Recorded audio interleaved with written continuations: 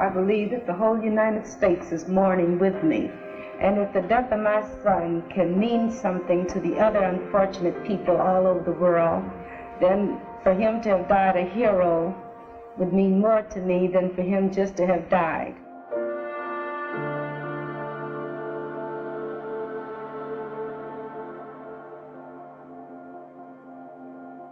Emmett Till, 14, was kidnapped and killed allegedly for wolf whistling at the wife of accused Roy Bryant. It's not just that they discover his body and that he's been killed.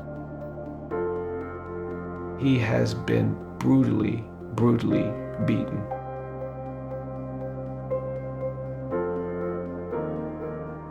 As a criminal defense attorney, when we look at crimes, we often try to put together a picture about what happened, and it takes a lot of hatred and a lot of rage to do the kind of violence that was done to Emmett Till.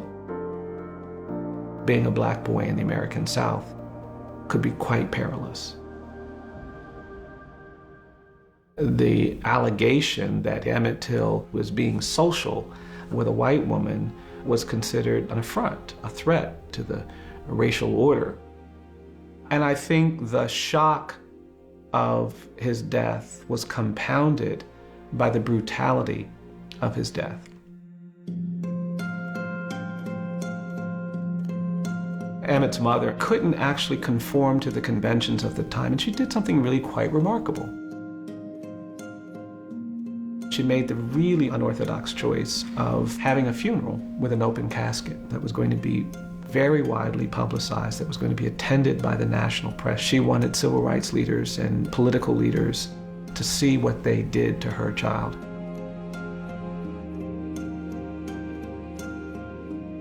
She invited David Jackson and Jet magazine to take pictures of this child's battered body. And these images were widely circulated. Jet magazine was a publication that was primarily produced and distributed to the African American community that had been trying to educate the rest of the country about the horrors of segregation and racial violence and lynching in the American South. And the images were really, really challenging. It was the kind of visual that you didn't typically see. You certainly didn't see it outside of a war zone, and you certainly didn't see it with children. His face was grotesque. You could see eyes, but you couldn't really distinguish all of his facial features. That's how much violence he had been subjected to. Emmett's mother's presence in the photo is really important because she's really giving witness to victimization and violence. The other images that Emmett's mother provided just created this notion of a very respectable young boy who was trying to make the very best impression on everyone he met. The juxtaposition of a little boy in a suit and a tie with his battered face was a stark image that made it really impossible for anyone who saw it to be silent about it. Mainstream publications like Look and Life began talking about this issue. It became an issue that elected officials were being questioned about.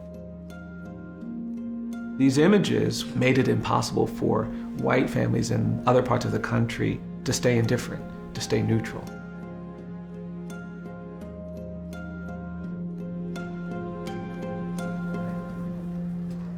Never has this quiet little cotton-growing community of Mississippi seen so much publicity and so much excitement as in the past few days.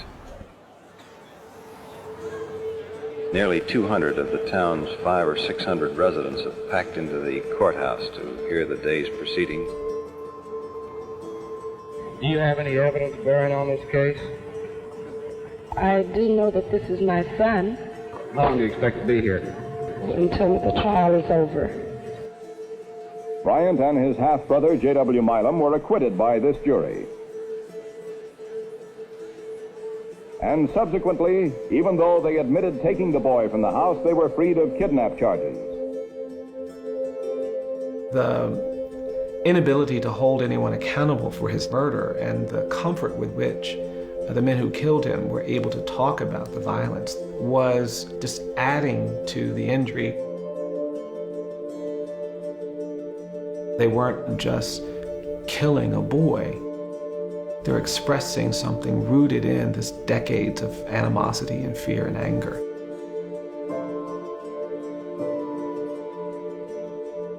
A boy, a 14-year-old boy, was killed brutally. And one of our objectives here is to see to it that that boy whose picture you see there does not die an inconspicuous death, and that his case will be remembered and something will be done about it. These images became powerful forces in organizing a new level of commitment and resistance. The brutal murder of Emmett Till really pushed Rosa Parks to a deeper level of activism. That was one of the motivating forces behind her choice to not give up her seat on that bus. And in many ways, it was an organizing and galvanizing moment for the civil rights movement in this country. These shootings of unarmed black boys and men have been going on for decades. It is a manifestation of this same presumption of dangerousness that killed Emmett Till, that killed thousands of people of color during the lynching era. Imagery and photography is a really important tool. Without the imagery, there would be no one who's prepared to believe some of the violence that we've witnessed.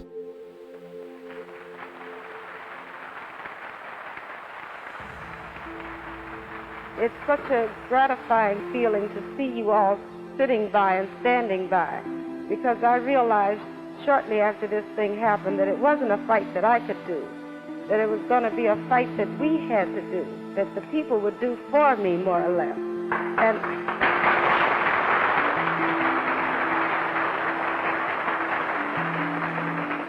we've never made progress in this country around important social justice issues until we've given marginal victims a face. That image still has resonance, it still has power, and I think it still expresses the pain and anguish of a huge part of our population that is still hoping for basic recognition of their humanity. And I want you all to stand by me because it's going to be a fight. And if you will stand by me, I will stand by you because I am not afraid.